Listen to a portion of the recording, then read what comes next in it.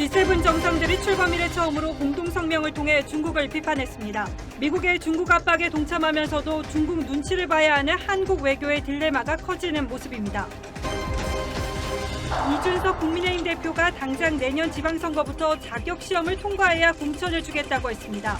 기회의 공정을 강조하는 이준석발 공정론에 배려가 없는 주장이란 비판도 나옵니다.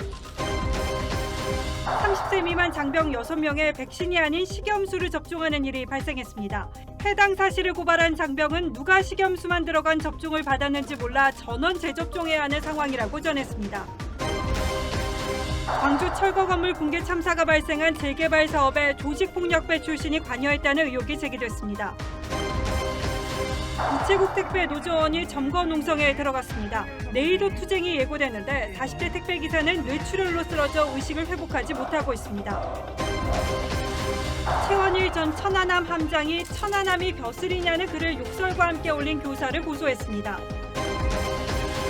머스크 입에서 시작된 가상화폐 폭락이 또다시 머스크 입으로 반등했습니다. 국내 거래소에선 코인 무더기 퇴출이 벌어져 투자자 패닉이 이어졌습니다.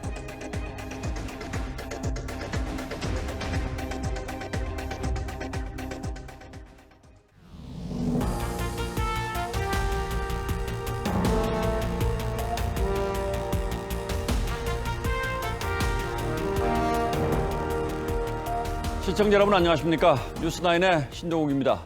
G7 정상회의가 모두 끝났습니다. G7이란 미국, 영국, 프랑스, 독일, 이탈리아, 캐나다, 일본을 뜻하는데 문재인 대통령은 올해 게스트로 초대를 받아서 이 회의에 참석했습니다.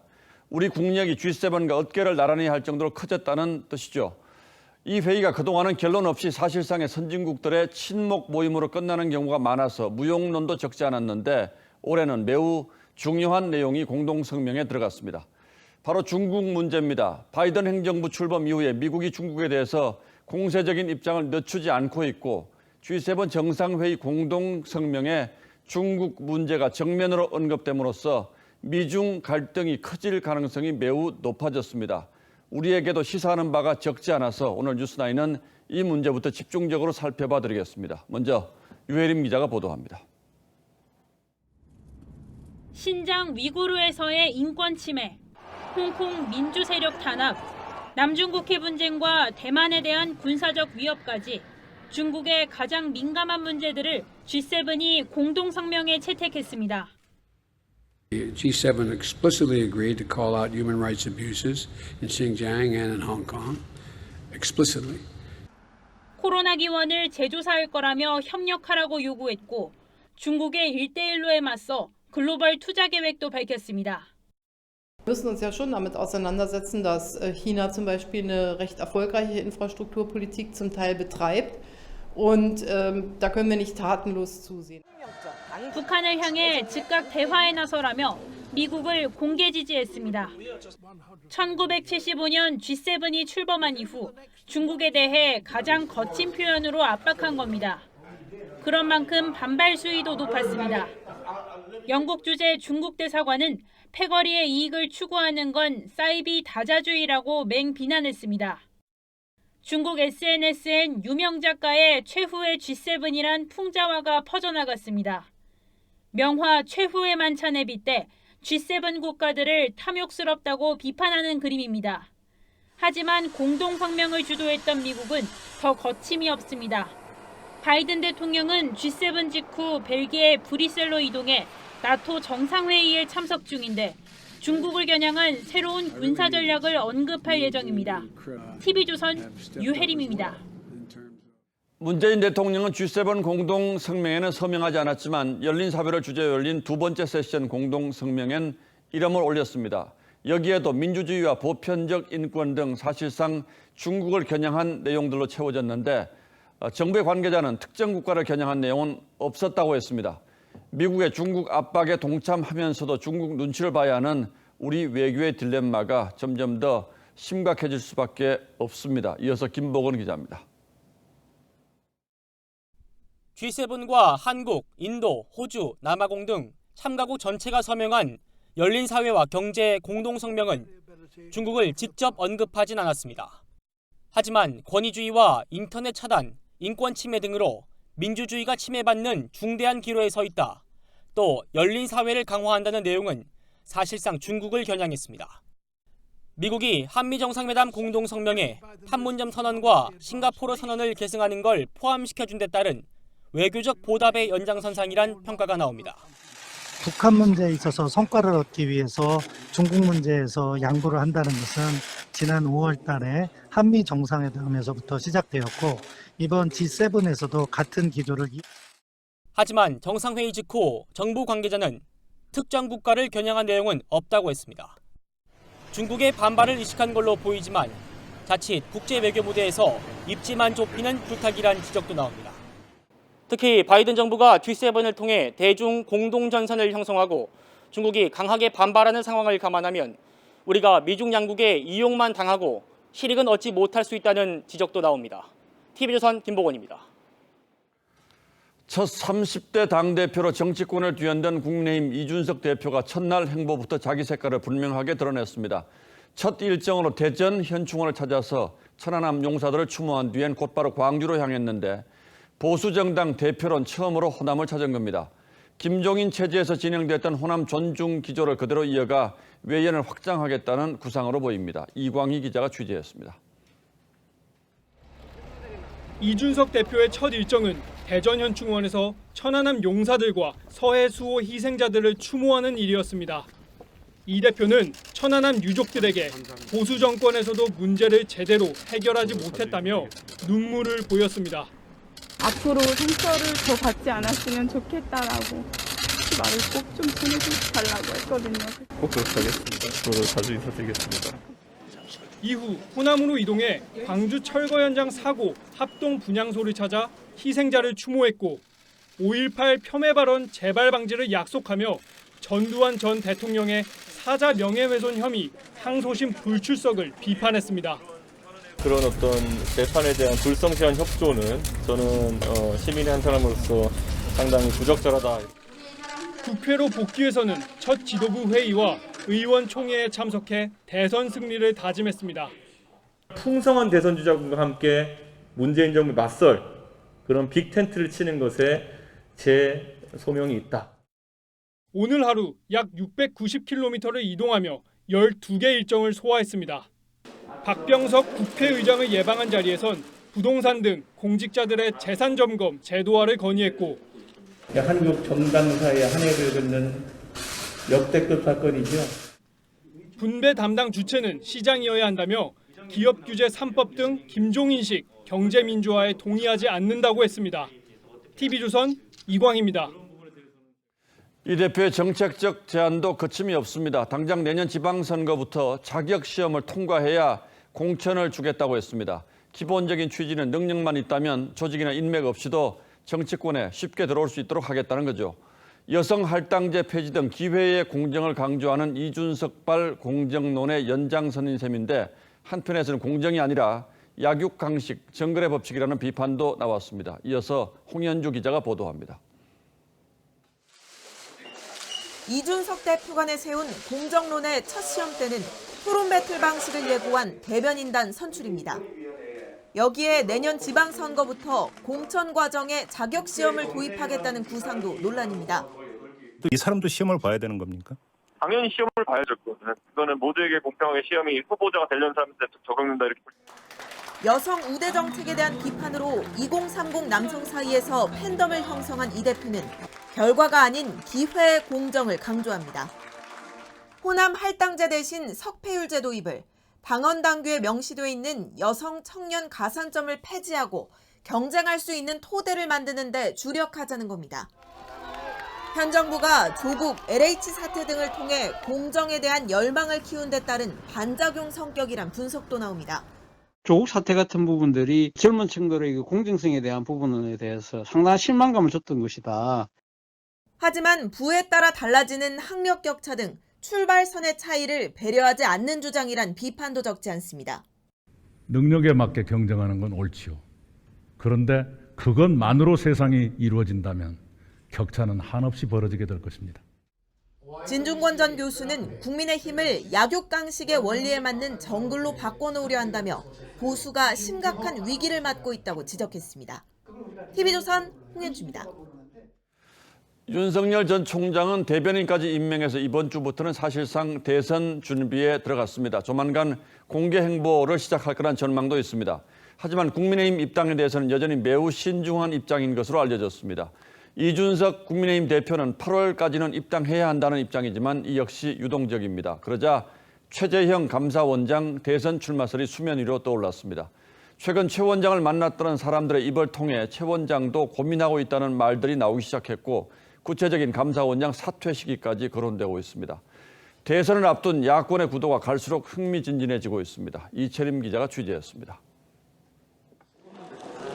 43일간의 당대표 권한대행을 마친 김기현 원내대표는 SNS를 통해 천하의 인재들의 환영의 꽃다발을 준비하고 있다며 윤석열 전 총장을 포함해 최재형 감사원장의 대선 경선 참여를 언급했습니다. 최 원장과 접촉하고 있는 한 야권 중진 인사는 최 원장이 최근 지인들에게 6.25 참전용사인 부친의 자서전을 보냈다며 다음 달쯤엔 거취를 알 수 있을 것이라고 했습니다. 최 원장은 대권 출마에 대한 오늘 취재진의 질문에 별다른 답변을 하지 않았지만 고교와 대학 동기인 한 야권 인사는 공직에 있으면서도 적극적으로 부인하지 않고 있는 건 뜻이 있는 것 아니겠냐고 해석했습니다. 이런 가운데 이준석 대표는 버스 정시 출발론을 강조하며 윤 전 총장이 8월 말까지 입당하라고 압박했습니다. 지금 당 밖에 훌륭한 주자분들이 많이 있고요. 그분들 입장에서는 어떤 식으로든지 가이드라인을 원할 겁니다. 다만 오늘부터 대변인을 통한 대언론 소통에 나선 윤 전 총장은 국민의힘 전당대회 결과에 관심과 기대가 크다면서도 입당에 대해선 모든 선택은 열려 있고 아무것도 결정된 것은 없다고 했습니다. TV조선 이채리입니다. 코로나19 백신 1차 접종자는 1,200만 명에 육박했습니다. 오늘 추가로 68만 명이 접종했고 내일 또 56만 명이 예약이 돼 있어서 내일 중에 상반기에 목표한 1,300만 명 접종에 도달할 전망입니다. 그런데 이렇게 접종의 속도를 내다 보니 접종 과정에 실수도 속출하고 있습니다. 군 단체 접종에서 백신이 아주 조금만 들어간 사실상의 맹물 백신 접종이 있었다는 폭로가 나왔습니다. 김우원 기자가 보도합니다. 지난 10일 국군 대구병원은 장병들에게 화이자 백신을 접종했습니다. 그런데 접종이 끝난 뒤 따지 않은 화이자 백신 한 병이 발견됐습니다. 한 병당 6명 접종이 가능한데 누군지 모르는 장병 6명은 식염수만 맞은 겁니다. 이런 사실을 자신을 현역 군인이라고 밝힌 제보자가 SNS에 글을 올리며 확인됐습니다. 이에 대해 국군 의무사령부는 30세 미만 장병 6명에 백신 원액이 소량만 포함된 백신을 주사했다고 설명하고 6명을 특정할 수 없어 동시간대 접종한 21명에 재접종 의향을 확인했다고 밝혔습니다. 군은 재접종 대상 21명 가운데 희망자 10명에 대해 재접종을 완료했다고 밝혔습니다. 현재 접종 기준에 따르면 정량의 절반 이하를 주사했을 경우 즉시 반대쪽 팔에 재접종하도록 돼 있습니다. 민간 위탁 의료기관에서도 정량을 지키지 않거나 30세 미만에게 아스트라제네카 백신을 잘못 접종하는 등의 오접종 사례가 105건에 이릅니다.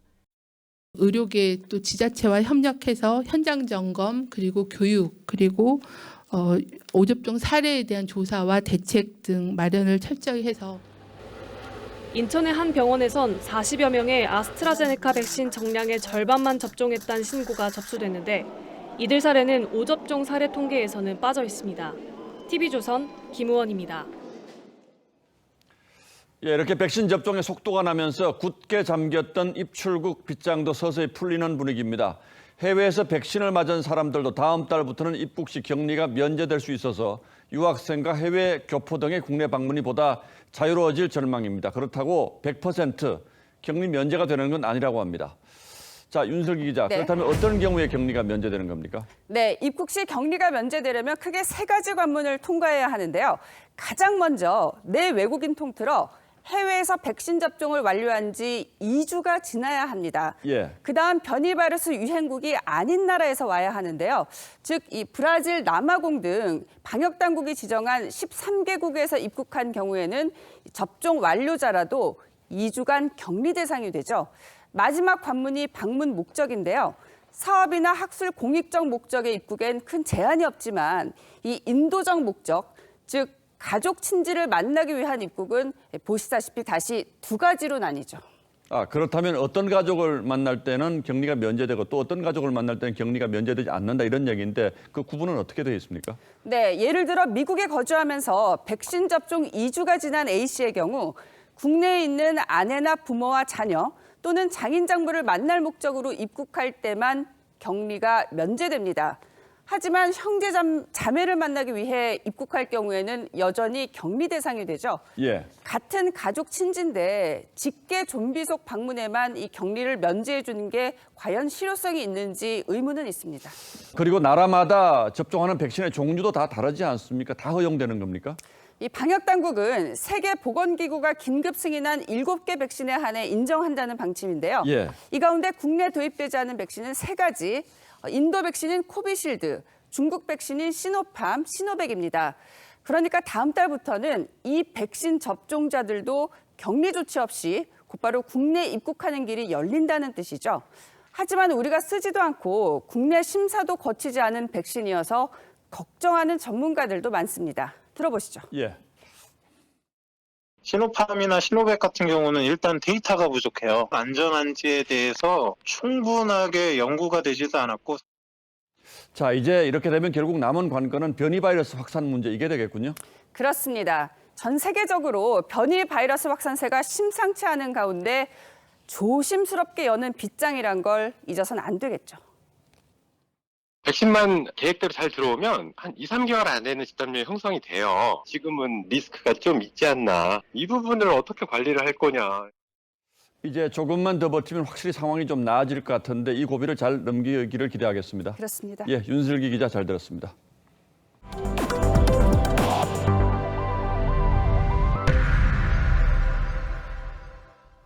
아홉 명의 무고한 목숨을 앗아간 광주 철거 건물 붕괴 참사와 관련해서 경찰이 조폭 개입 여부를 수사하고 있습니다. 재개발 업체 선정 과정에서 전직 조직폭력배 출신 인사가 개입했다는 의혹이 제기됐기 때문인데 일부 주민들은 재개발 지역 철거 과정에 조폭들이 동원됐고 철거민을 협박하는 일도 있었다고 주장했습니다. 오선열 기자가 취재했습니다.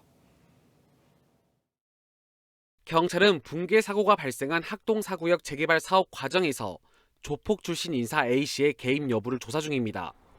재개발 정비사업 전문업체의 간부로 근무했던 A씨는 참사가 발생한 학동 4구역과 학동 3구역 재개발 사업 관련 인허가 등의 업무를 주도한 것으로 알려졌습니다. 조합원들 사이에선 A씨가 아내 명의의 회사를 내세워 철거업체 등 선정에 개입했다는 의혹이 무성합니다. 3구역 핵심도 조폭이 동원됐고 협박하고 막 했던 사람들이 많이 있어요. 4구역도 컨설팅을 자기 부인이 계약을 했고 양쪽 다 철거에 관련이 돼 있어요. 재개발 조합은 업체 선정 과정에서 A씨의 개입은 알지 못한다고 밝혔습니다. 몰랐습니다. 조합 나름대로도 이 상황에 대해서 어떻게 해야 되나 고심을 해야 할 상황이에요. 의혹이 확산되자 경찰은 조만간 조합 관계자 등을 불러 A씨가 재개발 사업 이권에 개입했다는 의혹에 대해 조사할 계획입니다. 커넥션이 있는 것인가 없는 것인가 이제 광범위하게 살펴봐야죠. 경찰은 이번 주 붕괴 건물의 감리 책임자를 한 차례 더 조사한 뒤 입건된 7명에 대한 구속영장 신청 여부를 검토할 계획입니다. TV조선 오선열입니다. 택배기사들의 잇따른 과로사를 방지하기 위해서 물품 분류 작업에 별도 인력을 배치한다는 사회적 합의가 있었죠. 그런데 이 시점을 놓고 노사 간 이견이 좁혀지지 않으면서 갈등이 계속되고 있습니다. 우체국 택배노조는 여의도 포스트타워 로비 점거 농성에 나섰습니다. 서영일 기자가 취재했습니다.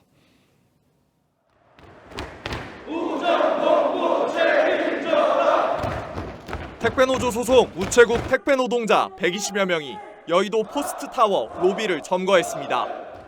이들은 우정사업본부가 물품 분류 작업을 하면 수수료를 지급하기로 한 합의를 어겼다고 주장합니다.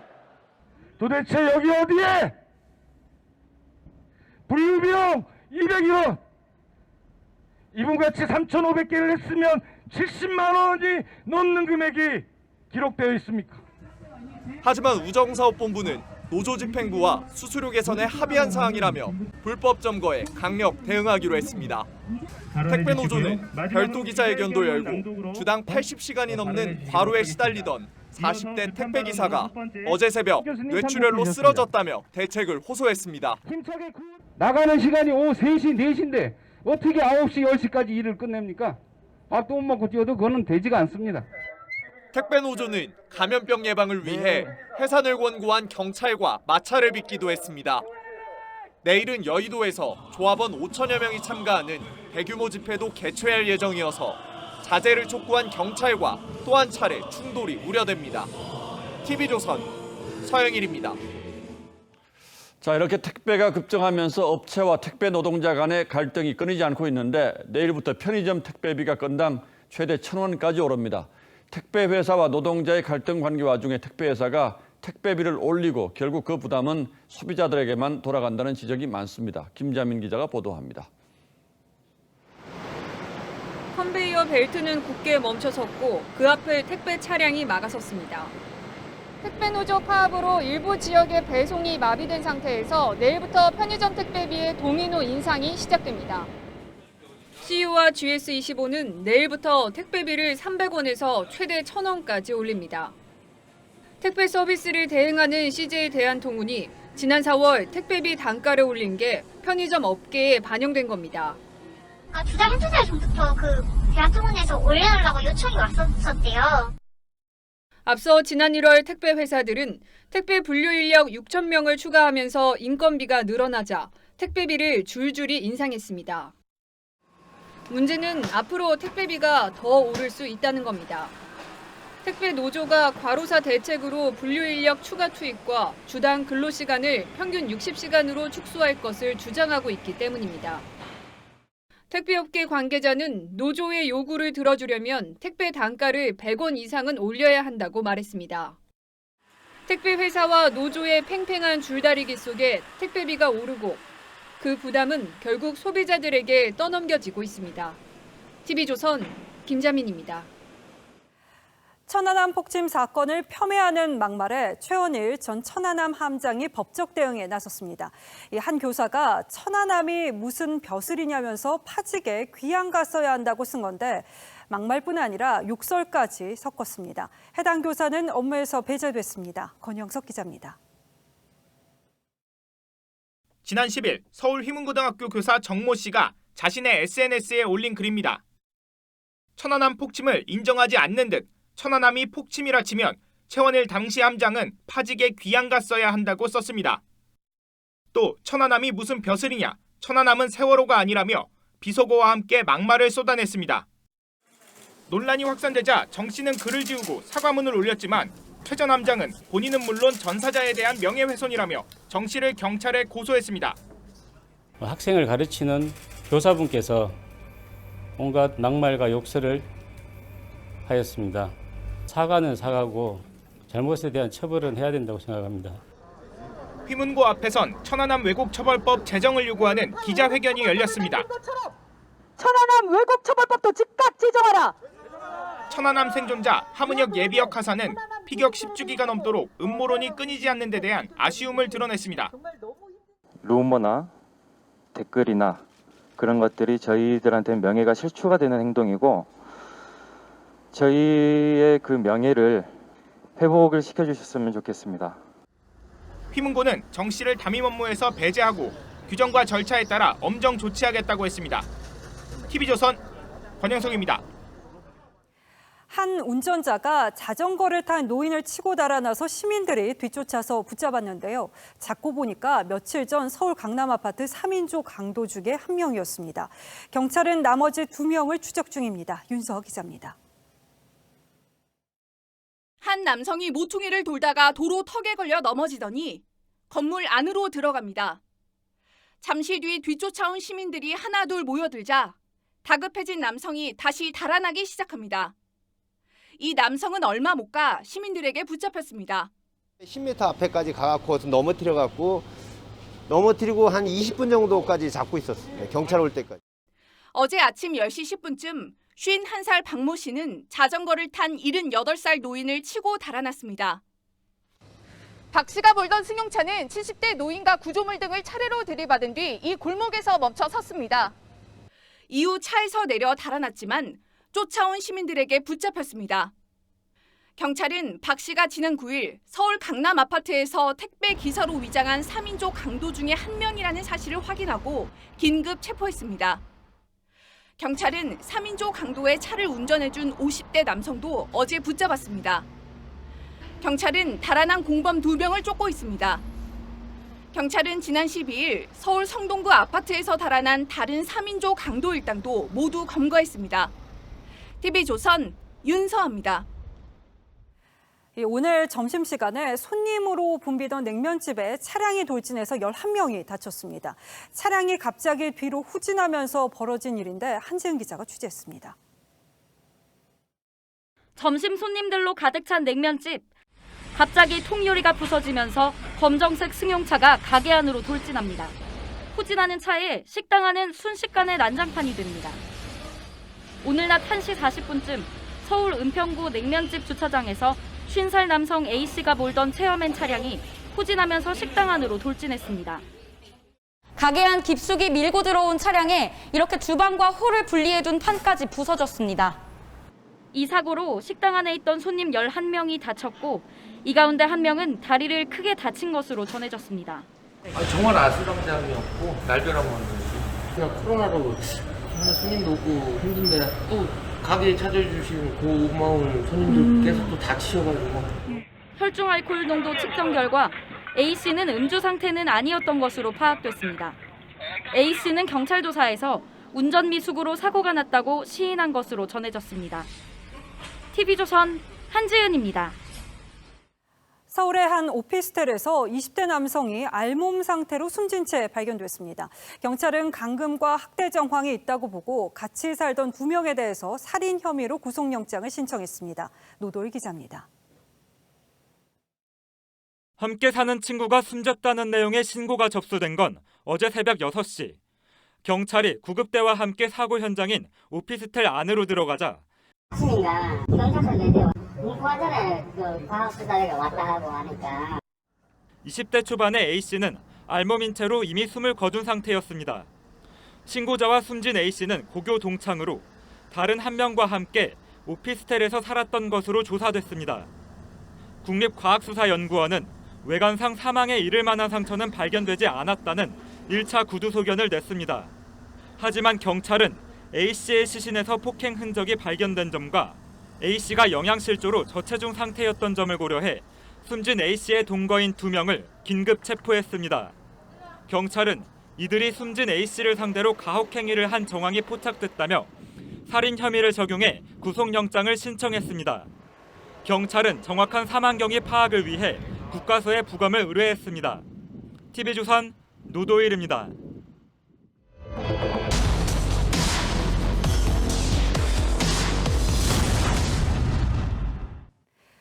차량 내 흡연은 법으로 금지돼 있죠. 그런데 알게 모르게 흡연하는 통에 택시 등 차량 승차 뒤 불쾌했던 경험 있으실 겁니다. 이보다 더 문제는 차량 내 흡연은 1시간 뒤에도 유해 물질을 남긴다는 건데 환기를 하면 나아지지 않을까 싶죠. 과연 그랬을까요? 소비자탐사대 송지욱 기자입니다. 손님을 기다리는 택시들.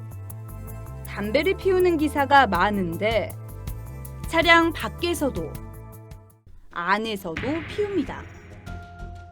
기사가 운전석에 앉아 흡연한 택시에 타봤습니다. 실내 담배 냄새가 가득한 건 물론 뒷좌석엔 담뱃재까지 날렸습니다. 기사님 혹시 왜 이렇게 담배 냄새가 많이 날까요? 따졌더니 적반하장 화를 냅니다. 차 안에서 훔친 것 같은데. 폈으면 신고를 해. 차 안에 핀 거를. 도구 신고를 해야지. 도구가 그 아닌가. 일부 택시기사 흡연에 승객은 건강까지 불안한데. 마스크를 써도 뚫고 들어오는 냄새가 강하게 나거든요. 고객 입장에서는 너무 불쾌하고. 차 안에서 담배를 피우면 공기가 어떻게 오염되는지 실험해봤습니다. 담배 유해물질 측정 기준인 PM2.5, 초미세먼지 농도가 흡연을 시작하자 보통 수준인 세제곱미터당 24 마이크로그램에서 순식간에 매우 나쁨인 702까지 30배 가까이 급상승합니다. 와, 어떻게 이렇게... 흡연 뒤 1시간을 환기하고 창문까지 연 채 20분을 더 달렸는데도 매우 나쁨 상태입니다. 택시 같은 폐쇄된 공간에서 흡연을 하면 환기를 해도 남아있는 유해 물질들이 옷과 머리카락 그리고 마스크에도 남아있을 수 있습니다.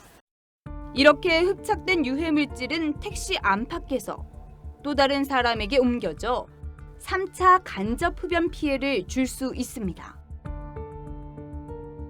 시간이 지나면 지날수록 그 독성은 강해진다고 합니다.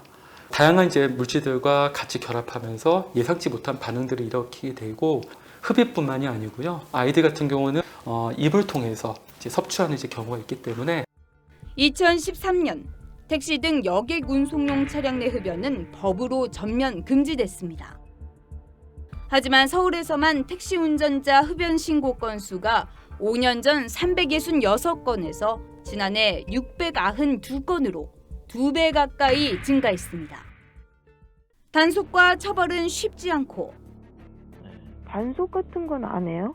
일일이 저희가 다니면서 이거를 단속을 하기는 사실 현실적으로 어렵고 안 폈다고 이렇게 주장하시고, 근데 저희는 증거 자료가 없고 이렇게 되면 처분이 나가기가 좀 어려운 거죠. 여전히 일부 택시에선 불쾌하고 해로운 담배 냄새가 승객을 괴롭힙니다. 소비자 탐사대 송지욱입니다. 분양장 시 수백 대 1의 경쟁률을 기록한 과천의 한 아파트 당첨자를 조사해봤더니 이 청약 가점을 높이기 위해서 별의별 방법을 다 동원했습니다. 위장 전입에 요양원에 계신 노부모까지 함께 사는 것으로 꾸몄는데요. 부정 청약자들의 이 같은 치밀함에 피해를 보는 건 결국 실수요자겠죠. 구자영 기자입니다. 올해 하반기 준공이 예정된 경기 과천 지식정보타운입니다. 공사용 중장비가 아파트 건설 현장을 쉴 새 없이 드나듭니다. 과천 지식정보타운은 아파트 일반 청약 경쟁률이 450대 1을 넘을 정도로 열기가 뜨거웠습니다. 30평대가 7억대 되니까 베르팅 8억으로 대기부연 하면 어떠죠? 경기도 특별사법경찰단이 부동산 투기 의혹을 조사하기 위해 2,800여 세대를 전수조사한 결과 당첨자 가운데 176명이 부정 청약을 한 것으로 드러났습니다. 청약을 위해 과천 친척집에 세대주로 위장 전입하거나 지방 요양원에 있는 부모까지 함께 사는 것처럼 조작하는 등 부정한 방법을 동원했습니다. 장애인 특별 공급에 당첨되기 위해서 아버지의 기존 과천시의 거주지의 계약 기간을 연장하고 또 매달 임대료를 지급하는 아주 치밀한. 경기도는 이번에 적발된 176명의 부당이득이 1,400억 원을 넘을 것으로 보고 있습니다. 평택과 시흥 등의 땅 11곳을 사들여 호재가 있는 것처럼 쪼개판 기획부동산업자 2명도 적발됐습니다. 경기도 특사경은 이들 178명에 대한 수사를 마치는 대로 모두 검찰에 송치할 예정입니다. TV조선 구자영입니다. 52시간 근무제가 다음 달부터는 직원 50인 미만인 중소기업에서도 시행될 예정입니다. 그런데 경제단체들이 한 목소리로 시행 연기를 요구했습니다. 인력난에 자금난까지 겹쳐서 버틸 재간이 없다는 건데 그 실상을 이정민 기자가 취재했습니다. 손으로 장난감 블럭을 하나하나 분류해 포장 작업을 하고 망치질로 자석도 끼워 넣습니다. 장난감 업체 사장 소재규 씨. 40년 넘게 100% 국내 생산을 해왔지만 어쩔 수 없이 해외 주문 생산, OEM을 알아보고 있습니다. 생산량이 30%가 줄었습니다. 그래서 현재 인건비가 미국이나 일본보다도 저희가 비싸다고 생각을 합니다. 인도네시아나 베트남이나 일부 옮겨서 생산할 계획을. 주 52시간제에 맞추다 보면 생산량이 크게 줄 수밖에 없는데 고용을 늘리자니 인건비가 너무 비싸기 때문입니다. 다음 달 50인 미만 사업장의 주 52시간제 전면 시행을 앞두고 오늘 중소기업중앙회와 대한상인, 한국경총 등 5개 경제단체가 특단의 조치를 촉구했습니다. 대기업의 9개월, 50인 이상의 기업에는 1년의 계도 기간이 부여된 바 있습니다. 대응력이 낮은 50인 미만의 기업에는 그 이상의 준비 기간이 필요합니다. 국내 제조 부품업체와 조선업체의 44%가 주 52시간제에 아직 준비가 안 됐다고 응답했고 27.5%는 시행되면 준수하기 힘들다고 답했습니다. 우리 경제의 근간으로 성장해야 할 중소기업들이 코앞에 닥친 규제에 막막해하고 있습니다. TV조선 이정민입니다. 가상화폐 소식입니다. 이 테슬라 일론 머스크의 입에서 시작된 가상화폐 폭락이 머스크의 입을 타고 반등세로 돌아섰습니다. 테슬라 전기차의 비트코인 결제가 가능하다고 입장을 번복한 건데요. 국내 거래소에서는 코인 무더기 퇴출이 벌어져서 투자자 패닉이 이어지고 있습니다. 이태영 기자입니다. 일론 머스크가 청정에너지 사용이라는 조건을 달고 테슬라의 비트코인 결제를 다시 허용할 것이라는 트위터를 올린 것. 우리 시간 오늘 새벽 2시 40분쯤. 지난 2월 테슬라 차의 비트코인 결제를 허용했다 돌연 중단하겠다고 말을 바꾼 지 한 달 만에 다시 입장을 뒤집은 겁니다. 머스크의 태도 변화에 비트코인 가격은 약 10% 급등했고 도지 등 다른 알트코인도 줄줄이 올랐습니다. 전문가들은 시장의 혼란이 깊어질 수 있다고 우려합니다.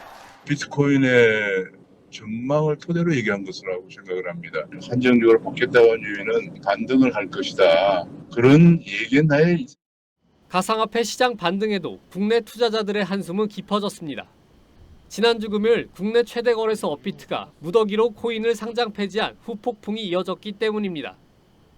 마이너스 70에서 80% 떨어지는 거 보고 어쩔 수 없이 손절했거든요. 거래소하고 시장한테 뭔가 목록가는 당하는 기분도.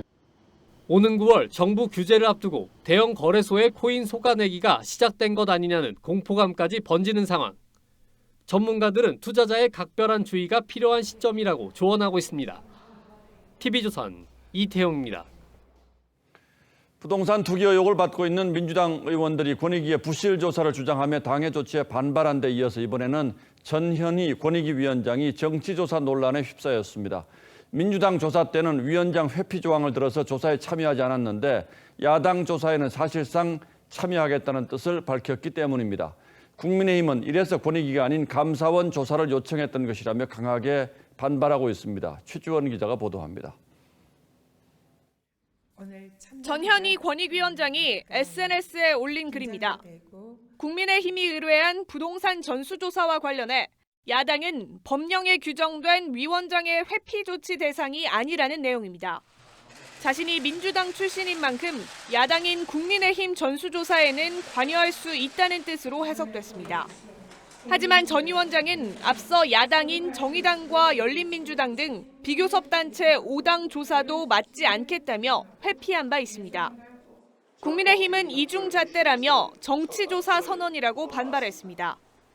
국민의힘에 대해서는 정치적 중립성을 지키지 않고 예외적으로 정치조사를 하겠다는 뜻입니까?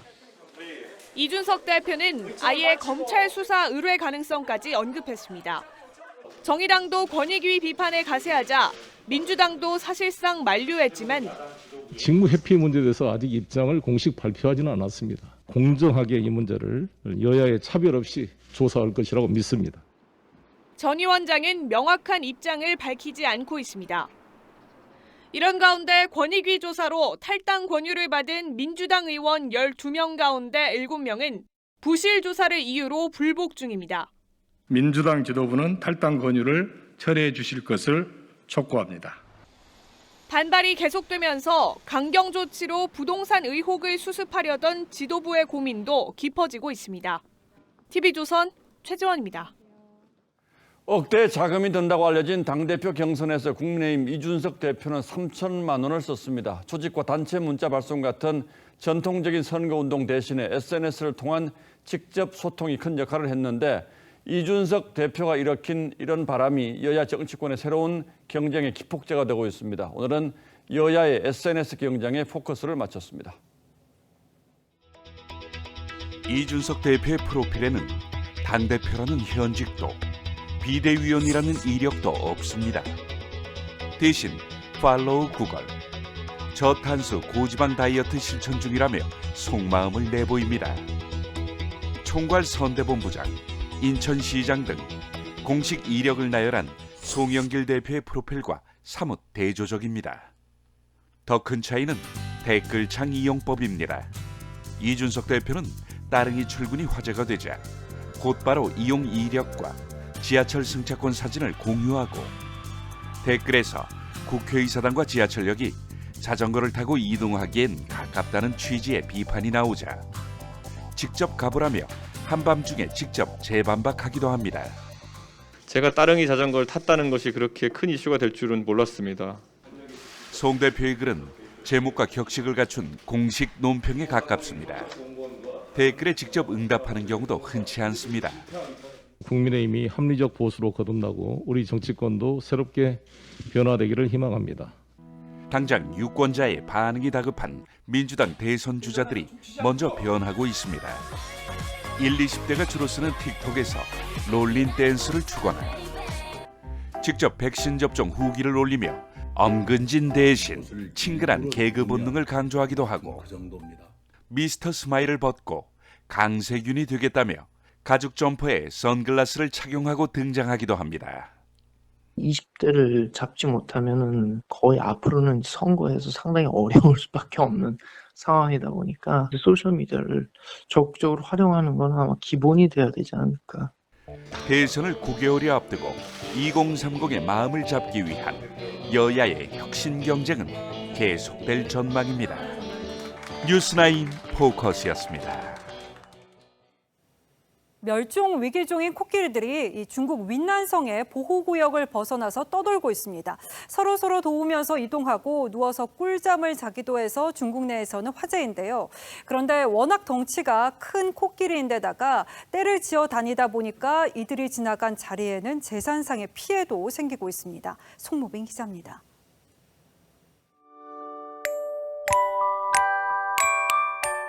코끼리 가족이 숲속에서 낮잠을 즐깁니다. 야생 코끼리는 맹수의 공격 등을 의식해 보통 서서 자는데 이 코끼리들은 누워서 잡니다. 보호해야 할 새끼들을 다 자란 코끼리들 사이에 끼워 자는 거라고 전문가들은 해석합니다. 아시아 코끼리 15마리가 서식지를 떠난 건 지난해 3월. 중국 남부 윈난성 보호구역을 벗어나 북쪽으로 500km가량 이동했습니다. 보호구역 내에 고무나무 등을 심고 있어서 새 서식지를 찾으려는 걸로 추정됩니다. 因为亚洲象毕竟还有很多我们未解之谜，包括它的分布、它的数量、它的活动规律、行为等等等等，这些还有。 코끼리들은 강을 건너고 산을 넘고 도랑도 지났습니다. 이따금씩 민가로 들어와 철문을 망가뜨리고 농작물을 해집기도 합니다. 한 달 넘게 머문 곳에선 400여 가구가 재산 피해를 입었습니다. Just like if you bring your children to ice cream shop, once they eat ice cream, wow, they've never returned. 그래도 주민들은 호의적입니다. 那农村人还挺想得开的，那庄稼嘛，咱这农村人说的就那庄稼吧，种不好了就一罚，这茬受不了那下茬了，这东西没了就没了，对不对？ 코끼리 떼는 최근 북상을 멈추고 원래 서식지가 있었던 남서부 쪽으로 방향을 틀었습니다. TV조선 송무빈입니다. 국내보다 해외에서 더 유명한 이들이 있습니다. 이 테슬라 CEO 일론 머스크의 어머니를 고객으로 두는가 하면은 페이스북 본사에 작품을 설치합니다. 세계 미술계와 패션계가 주목하는 이들을 최은정 기자가 만났습니다. 화려한 꼬리와 깃털은 봉황, 얼굴은 독수리인 새가 날개를 활짝 펴고 날아오릅니다. 핀과 실을 엮어 만든 우리 작가의 작품입니다. 누구나 다 그 구속을 벗어나고 싶어하는 자유로움, 그 자유로움을 독수리와 봉황의 이 생물체를 통해서 표현을 했거든요.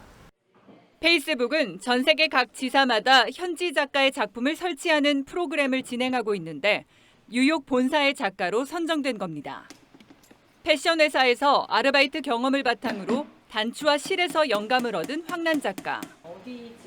매화와 기와 시리즈 등 동양적인 설치 작품들에 뉴욕 브루클린 미술관 등 전 세계 유명 미술관이 소장할 정도로 매료됐습니다.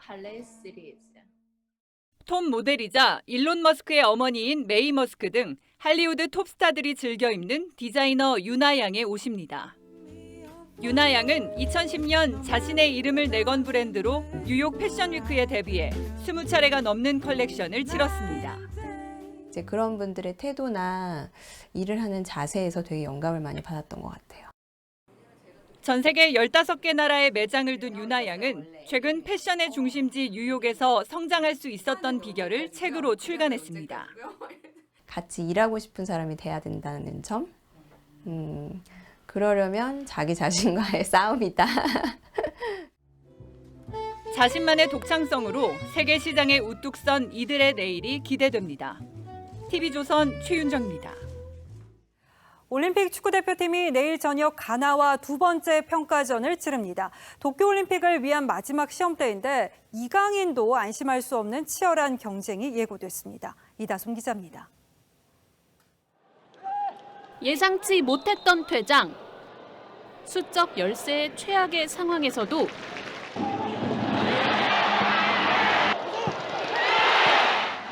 (3대1로) 승리하며 저력을 보여줬던 올림픽 축구대표팀. 김학범 감독은 2차전을 앞두고 정예 선수들을 투입하는 총력전을 예고했습니다. 또 다음 경기에는 또 안 뛴 선수들이 또 새롭게 또 그렇게 경기를 나올 것입니다. 이강인을 비롯해 백승호, 이동준, 오세훈 등 1차전에서 결장했던 선수들을 포함해 벤투호 소집을 막 끝낸 이동경과 원두재까지 총동원이 예상됩니다. 도쿄행 최종 명단에 이름을 올리기 위해선 내일 경기 활약이 절실합니다. 대표팀 엔트리는 18명, 소집 인원은 30명까지 늘어나 있는 상황입니다. 여기에 와일드카드 3명을 빼면 그야말로 무한 경쟁. 가장 주목을 받고 있는 이강인도 안심할 수 없는 상황입니다. 특히 2선 공격진에서 해외파 정우영, 이승우를 비롯해 이동경, 송민규 등 치열한 생존 경쟁이 펼쳐지고 있습니다. 어느 누가 된다고 또 하는 것은 없습니다. 누가 해외에 있다 그래서 절대로 뭐 우위에 있다거나 이런 일은 없을 것 같습니다. 이제 단 한 번의 시험대가 남았습니다. TV조선은 내일 저녁 8시 제주 월드컵 경기장에서 열리는 가나와의 두 번째 평가전을 단독 생중계합니다. TV조선 이다솜입니다.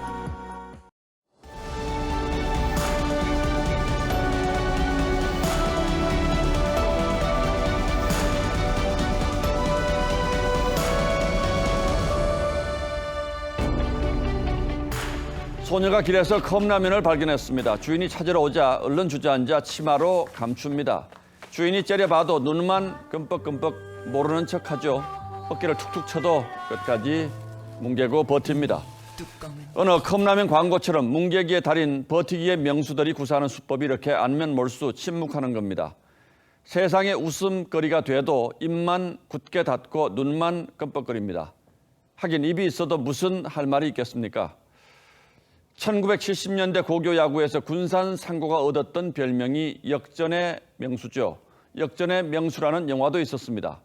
역전에 사는 건달 명수가 인생 역전을 이룬다는 코미디였습니다. 명수란 기능이나 기술 따위에서 소질과 솜씨가 뛰어난 사람을 가리킵니다. 그런데 침묵에도 명수가 있습니다. 며느리께서 일하시는 한국 문구에서 만찬하셨다는 사실 알고 계셨나요? 질문하는 기자들이 투명 인간이라도 되듯 김명수 대법원장이 묵묵부답 지나칩니다. 그런데 이미 본 듯한 데자뷰 장면입니다. 법원 안팎에서 사퇴 요구 계속되고 있는데 어떻게 생각하십니까? 오늘도 입장 표명 없으십니까? 국민들에게 거짓말을 해놓고도 어물쩍 뭉개고 넘어가려던 김 대법원장이 이번에는 공관 만찬 논란에 봉착했습니다. 함께 살던 변호사 며느리가 한진 계열사 법무팀 동료들을 불러들여 가진 만찬입니다. 그런데 문제는 시점입니다. 대한항공 땅콩 사건에서 대법원이 조현아 전 부사장에게 집행유예를 확정한 직후였기 때문입니다. 이 판결에는 김 대법원장도 참여했습니다. 몸가짐 하나도 삼가고 조심하는 대법원장이었다면 당연히 꾸짖고 막았어야 할 일입니다. 오라는 사람도 오라고 한다고 가는 사람도 상식선에선 납득하기 어렵습니다. 그는 세금을 들여 공간을 고급스럽게 꾸미고 손주 놀이시설도 만들었습니다. 강남 아파트에 당첨된 법조인 아들 부부를 1년 석 달 동안 데리고 살아서 공간 재테크라는 말이 나왔습니다. 그 사이에 며느리가 만찬을 연 겁니다. 문단의 원로 평론가 김병익 씨가 엊그제 그와 조국 전 장관을 가리켜 참 상상하기 힘든 인간형이라고 했습니다. 자기 성찰이나 부끄러움이 없다며 86세대가 갖고 있는 집권층의 뻔뻔함이라고 했습니다. 대법원장이라고 해서 대단한 도덕성을 요구하는 것도 아닙니다. 그저 보통 사람들이 가지고 있는 상식선의 염치를 바라는 겁니다. 김 대법원장의 처신을 두고 법조계에서 참담하다는 자조가 적지 않다고 합니다.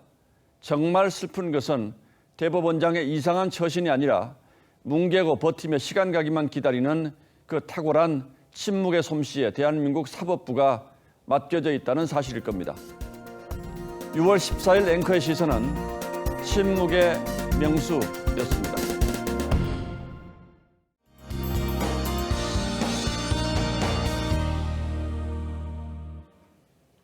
이번 주는 흐리고 비가 오는 날이 많겠습니다. 흐린 날씨에 더위가 심하지는 않겠는데요. 더위보다는 비 예보를 잘 참고하셔야겠습니다. 당장 내일부터 전국 곳곳에 비가 내리겠고요. 동해안과 제주 지역은 모레까지 이어지는 곳이 있겠습니다. 이후 목요일과 금요일 사이 전국 대부분 지역에 또 비 소식이 들어있습니다. 모레까지의 강수량은 많지 않겠습니다. 제주 지역만 주의하시면 되겠는데요.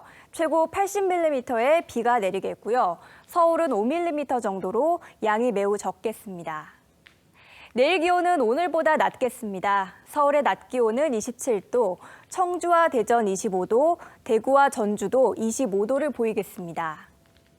동해안에서는 짙은 바다 안개를 주의하셔야겠고요. 그 밖의 해상에서는 파고가 3에서 4m까지 매우 높게 일겠습니다. 날씨였습니다. 6월 14일 월요일 뉴스9은 여기서 모두 마치겠습니다. 시청해주신 여러분 고맙습니다.